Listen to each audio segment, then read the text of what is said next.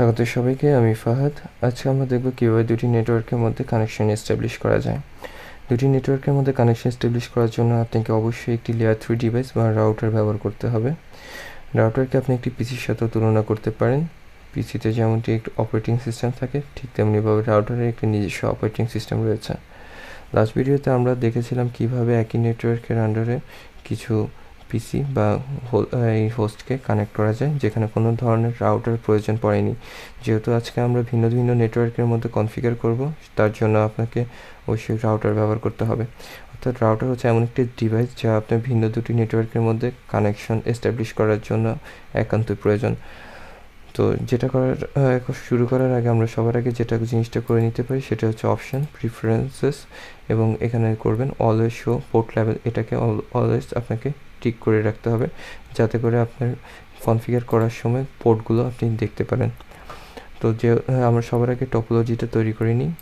Router select করলাম, বিভিন্ন ধরনের রাউটার আছে, আমরা এখান থেকে জেনিক রাউটারটা নিচ্ছি। তারপরে আমরা দুটো সুইচ নিব, যে কোনো মডেল সুইচ নেওয়া যেতে পারে।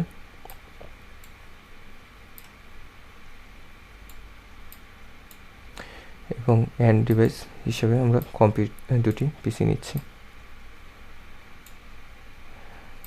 এখন তাদের মধ্যে ওয়্যার কানেক্ট করার জন্য আমরা ST থ্রু কেবল ব্যবহার করব। ফাস্ট ইথারনেট 0 এবং সুইচের আপনি ফাস্ট ইথারনেটের যে কোনো পোর্টের সাথে কানেক্ট করতে পারেন। আমরা প্রথম পোর্টের সাথে কানেক্ট করছি, এবং আরেকটি পোর্টের সুইচের আরেকটি পোর্টের সাথে কানেকশন হবে রাউটারের সাথে। এবং রাউটার আমরা এখানে অনেকগুলো পোর্ট রয়েছে, আমরা যখন সুইচের সাথে রাউটার কানেক্ট করব তখন আমরা ফাস্ট ইথারনেট ব্যবহার করব। এখানে আমরা ফাস্ট ইথারনেট 0/0 ব্যবহার করছি। অনুরূপভাবে আমরা পিসি 1-এর সাথেও সুইচের কানেক্ট করব যে কোনো পোর্টে, এবং সুইচের থেকে আরেকটা যে কোনো পোর্ট থেকে আরেকটা কানেকশন নিয়ে রাউটারের ফাস্ট ইথারনেটে। আমাদের টপোলজি ডিজাইন হয়ে গেল। এখন আমাদেরকে নেটওয়ার্ক দিতে হবে।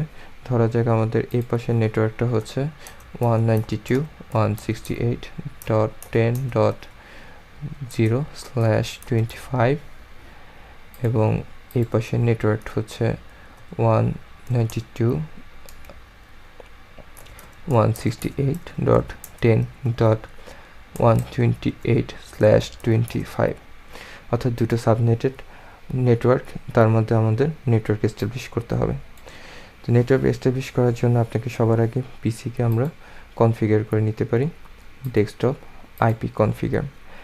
লাস্ট ভিডিওতে আমরা যেটা দেখেছিলাম, আমাদের কোনো ডিফল্ট গেটওয়ে বা গেটওয়ে ব্যবহার করিনি। এখানে যেহেতু দুটি ভিন্ন নেটওয়ার্ক, তার জন্য আপনাকে একটা গেটওয়ে ব্যবহার করতে হবে। গেটওয়ে জিনিসটা খুব সহজে যদি আমরা বোঝার চেষ্টা করি, তাহলে আপনি যদি বাংলাদেশ থেকে অন্য যে কোনো দেশে যেতে চান, তাহলে আপনাকে অবশ্যই এয়ারপোর্ট ব্যবহার করতে হবে। অর্থাৎ আপনার নেটওয়ার্ক থেকে বের হওয়ার জন্য আপনার এয়ারপোর্ট বা এয়ারপোর্টের অ্যাড্রেসটা জানা একান্তই প্রয়োজন। তেমনইভাবে আপনাকে এই নেটওয়ার্ক থেকে, অর্থাৎ 10.0 থেকে 10.28 নেটওয়ার্কে যাওয়ার জন্য আপনার এয়ারপোর্ট হিসাবে বা আপনার নেটওয়ার্কে বের হওয়ার জন্য এই পোর্টের অ্যাড্রেসটা জানা একান্তই প্রয়োজন। অর্থাৎ এই পোর্টের যে অ্যাড্রেসটা হবে সেটাই হচ্ছে আপনার গেটওয়ে। আমরা সাধারণত ওই নেটওয়ার্কের আন্ডারে প্রথম আইপিটাই ব্যবহার করি গেটওয়ে হিসেবে। অর্থাৎ এখানে 10.0, তার আন্ডারে প্রথম আইপি 10.1টাকে আমরা ব্যবহার করব গেটওয়ের জন্য।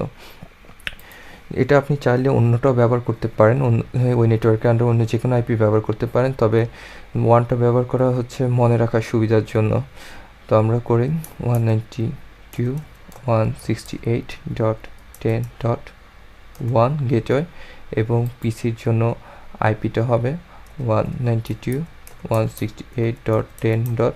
ওই নেটওয়ার্কের আন্ডারে 1 বাদে যে কোনো আইপি আমরা ধরলাম 2, এবং মাস্ক অটোমেটিক নিয়ে নিচ্ছে 0, যেহেতু এটা আমার সাবনেট করা, তার জন্য আমাকে মাস্ক চেঞ্জ করে দিতে হবে 128। এখন আমরা পিসি 1 কনফিগার করব একই রকমভাবে। ডেস্কটপ আইপি কনফিগার গেটওয়ে, অর্থাৎ এই নেটওয়ার্ক থেকে এই নেটওয়ার্কে আসার জন্য যে অ্যাড্রেসটা প্রয়োজন, অর্থাৎ ফাস্ট ইথারনেট 1/0 যে অ্যাড্রেস সেটা। তো আমরা যেটা আগেও বলেছি সেটা হচ্ছে এই নেটওয়ার্কের আন্ডারে প্রথম আইপিটা আমরা ব্যবহার করব গেটওয়ে হিসেবে মনে রাখার ক্ষেত্রে বা তো আমরা দিচ্ছি 192.168.10.1 129 অর্থাৎ এই নেটওয়ার্কের আন্ডারে প্রথম আইপি, এবং আইপি পিসির আইপি হিসেবে দিতে পারি 192.168.10.130, সাবনেট মাস্ক 0 থেকে পরিবর্তন করে 128। আমাদের পিসি কনফিগার হয়ে গেল। এখন করতে হবে রাউটার কনফিগারেশন। রাউটার কনফিগারেশন করার জন্য রাউটারকে ক্লিক করতে হবে। ক্লিক করার পরে সিএলআই মুডের পরে আপনাকে একটি ডায়লগ জন্য কোশ্চেন করা হচ্ছে, আপনি এখানে নো করবেন। নো এর শর্ট ফর্মের জন্য এন দিলে হবে। তারপরে হচ্ছে রাউটার, এন্টার ক্লিক করার পরে রাউটার আসলো। রাউটার আসার পর আপনাকে রাউটারকে প্রথমে এনেবল করে নিতে হবে, এনেবল। তারপর আপনাকে কনফিগার করার জন্য কনফিগার টার্মিনাল মোডে যেতে হবে। কনফিগার টার্মিনাল দেখার জন্য আপনি কনফিগ টি অর্থাৎ কনফিগার টার্মিনালের শর্ট ফর্ম। এখন কনফিগার আসলো, অর্থাৎ আপনি দেখতে পাচ্ছেন এখানে রাউটার কনফিগ চলে আসছে। সবার আগে আমাদের এখানে করতে হবে এই পোর্টের আইপি দিতে হবে, অর্থাৎ আপনি এখানে এই পিসি 0তে যে গেটওয়েটা দিয়েছেন সেখানে এই পোর্টের জন্য সেই আইপিটা আমরা দিয়ে দিব। সেখানের জন্য আগে এই পোর্টে আপনাকে ঢুকতে হবে, বা ইন্টারফেসে, এই পোর্টের ইন্টারফেস আপনাকে অ্যাক্সেস করতে হবে। ইন্টারফেস অ্যাক্সেস করার জন্য আপনি লিখবেন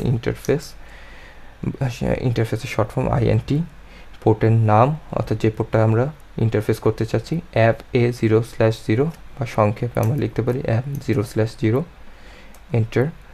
আপনি এখানে দেখতে পাচ্ছেন এখানে আসছে কনফিগ ইফ, তার মানে হচ্ছে আপনি কোন ধরনের এই পোর্টে কী ধরনের কনফিগার করতে চাচ্ছেন। আমরা এই পোর্টে আমরা আইপি দিব, আইপি অ্যাড অর্থাৎ আইপি অ্যাড্রেস 192.168.10. এখানে 1 এবং 255.255.128, অর্থাৎ আপনি এই পিসিতে গেটওয়ে হিসেবে যে আইপিটা দিচ্ছেন ঠিক সেম ওই আইপিটাই দিতে হবে যেটা আমরা দিয়েছিলাম। 1 দিলাম এবং স্পেস দিয়ে সেই নেটওয়ার্কের মাস্ক দিয়ে দিলাম, অর্থাৎ 128, এন্টার। এখন যেটা করতে হবে নো শাটটা কমান্ডটা করা হচ্ছে আপনি নো শাট করার মাধ্যমে এই পোর্টটাকে অ্যাক্টিভ করলেন। একটু আগেও যেটা রেড ছিল এখন এটা গ্রিন হয়ে গেছে, অর্থাৎ আপনার এই পোর্টটা অ্যাক্টিভ হয়ে গেছে। আর আপনি এখানে ডায়লগেও দেখতে পাচ্ছেন যে চেঞ্জ স্টেট টু আপ, অর্থাৎ আপনি ডাউন স্টেট থেকে পোর্টটা আপ স্টেটে চলে গেছে, পোর্টটা অ্যাক্টিভ হয়ে গেছে। এখন আমরা এই পোর্টের থেকে বের হয়ে যাওয়ার পর আমরা আবার এখন এই পাশের পোর্টটাকে কনফিগার করব। এই পাশের পোর্টটাকে আমরা কনফিগার করার জন্য অনুরূপভাবে ইন্টারফেস অ্যাপ 1/0 কনফিগ ইফ আসলো। এখন আমরা দেব আইপি অ্যাড 192.168.10. এই পিসির যে পিসি 1-এর যে গেটওয়ে ছিল, অর্থাৎ গেটওয়ে পিসির আন্ডারে এই নেটওয়ার্কের আন্ডারে প্রথম আইপিটা 129 এবং মাস্ক দিতে হবে 255.255.255.128 এবং সবশেষে নো শাট, যাতে পোর্টটা অন হয়ে যায়। দেখতে পাচ্ছেন নো শাট কমান্ডের সাথে সাথে এটি সবুজ হয়ে গিয়েছে। এখন আমরা এখান থেকে এক্সিট করে বের হয়ে যাচ্ছি। আপনি চাইলে ইচ্ছা করলে আরেকটা জিনিস করতে পারেন, আপনি রাউটারের নেমটাকে আপনি চেঞ্জ করে নিতে পারেন। রাউটার নেম চেঞ্জ করার জন্য আপনাকে যেটা করতে হবে, হোস্ট নেম আপনি যে নামটা চাচ্ছেন সেটা করে দিতে পারেন R1, তখন দেখতে পাচ্ছেন আপনার নামটা চেঞ্জ হয়ে R1 হয়ে গিয়েছে, অর্থাৎ রাউটারের নামটা আপনি পরিবর্তন করে দিয়েছেন। এখন আমরা এখান থেকে এক্সিট মোডে কনফিগার মোড থেকে বের হয়ে যাচ্ছি। কনফিগার থেকে বের হওয়ার পরে আমরা একটা কমান্ড দিয়ে দেখি শো রান কমান্ডের মাধ্যমে আপনি দেখতে পাচ্ছেন আপনার কী ধরনের এখানে কোন ধরনের আমরা পরিবর্তন করেছি। আমরা এখানে হোস্ট নেম R1 করে দিয়েছিলাম এবং আপনার ইন্টারফেস অ্যাপ 0/0 ফার্স্ট ইথারনেট 0/0-তে আমাদের আইপি অ্যাড করেছিলাম 10.1 এবং যার মাস্ক দিয়েছিলাম 128 এবং 1.0, অর্থাৎ এই পোর্টে আমাদের আইপি দিয়েছিলাম 129 যার মাস্ক হয়েছিল 128। এন্টার দিয়ে নিচে নামতে থাকবো, মোর এন্টার। আরেকটি কমান্ড আপনাকে শো দেখার জন্য দিতে পারেন, show IP route. Show IP রুটের মাধ্যমে আপনি যে জিনিসটা দেখতে পাচ্ছেন সেখানে হচ্ছে 192.168.10.0/25 এখানে দুইটা সাবনেটেড আইপি, এটা একটা সাবনেটেড আইপি, এর আন্ডারে দুইটা সাবনেট আমরা ব্যবহার করেছি এবং তার সরাসরি সি দিয়ে বোঝাচ্ছে হচ্ছে সরাসরি কানেক্টেড, রাউটারের সাথে সরাসরি কানেক্টেড দুটো নেটওয়ার্ক। এ পাশে নেটওয়ার্ক হচ্ছে জিরো নেটওয়ার্ক, ফার্স্ট ইন্টারনেট জিরোর সাথে দিয়ে কানেক্টেড হয়েছে রাউটারের সাথে, এবং এই পাশে হচ্ছে 128 নেটওয়ার্ক যেটা কানেক্টেড হয়েছে রাউটারের 1 পোর্টের মাধ্যমে।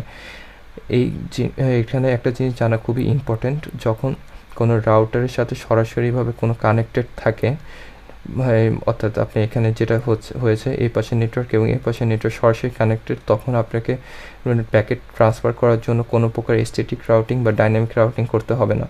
যদি আপনার অন্য কোনো নেটওয়ার্ক থাকে যেটা সরাসরি কানেক্টেড না ওই রাউটারের সাথে, তখন আপনাকে স্ট্যাটিক বা ডাইনামিক রাউটিং করতে হবে, যেটা আমরা পরবর্তীতে দেখব। তো এখন আমাদের যেটা করতে হবে সেটা পিং করে বা প্যাকেট পাঠিয়ে দেখতে হবে আমাদের এটা ঠিক আছে কিনা। তো আমরা প্যাকেট পাঠিয়ে দেখি, এখান থেকে প্যাকেট সিলেক্ট করে এই পিসিতে দিয়ে দেখি, হ্যাঁ সাকসেসফুল, তার মানে আমাদের নেটওয়ার্ক কনফিগার হয়ে গেছে।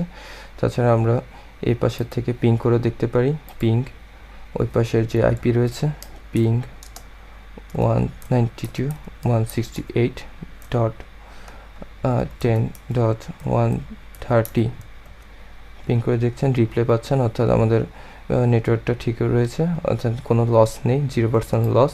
এর মানে হচ্ছে আমাদের ঠিকমতো সব কিছু হয়েছে। তো এটা হচ্ছে আমাদেরকে কিভাবে দুটি নেটওয়ার্ককে কনফিগার করা যায়। পরবর্তীতে আমরা দেখব কিভাবে স্ট্যাটিক রাউটিং করতে হয়। সে পর্যন্ত আমাদের সাথেই থাকবেন, ভালো থাকবেন। আল্লাহ হাফেজ।